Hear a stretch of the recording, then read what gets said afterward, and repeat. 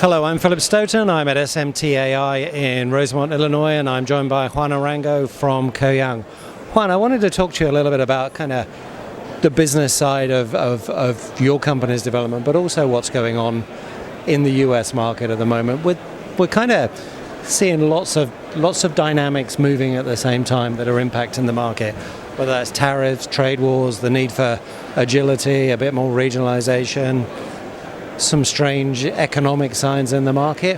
What do you see, and what are your customers responding to? So what we're noticing is that orders are being delayed. They wait to the last moment to get everything approved, and then they want it delivered yesterday.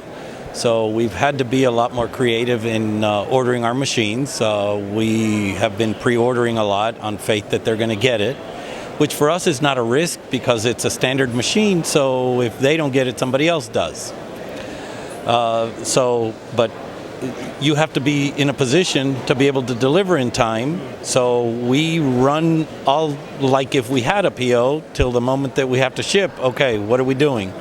And a lot of times they come through, so we've basically taken out the lead time of building a machine for the customers. The Mexico business, which was really leading our market, has slowed down a little. Part of it has to do with a very large EMS that is moving machines from China to Mexico. So opportunities that we thought we had a chance to deliver new machines, they're redeploying.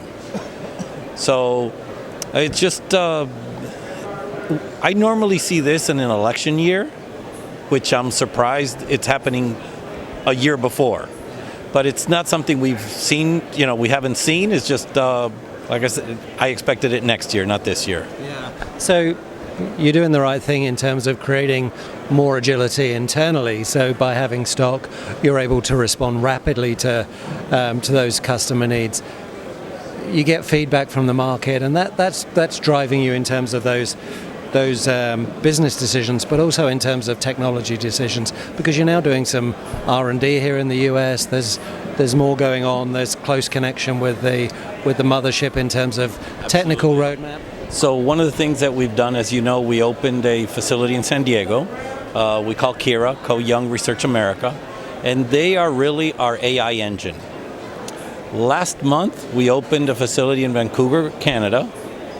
And in Atlanta, we have 5 or 6 cubicles reserved for software vision engineers.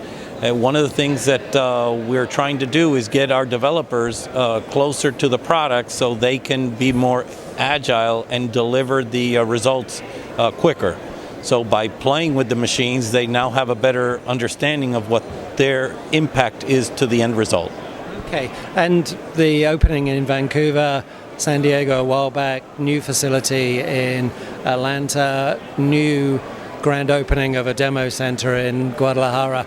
You're building your real estate footprint now. That's right. So 3 years ago, we started with 5,000 square feet in KIRA in San Diego. We're now almost 11,000 square feet. We've also consolidated in our medical group. We call KYM, Koh Young Medical.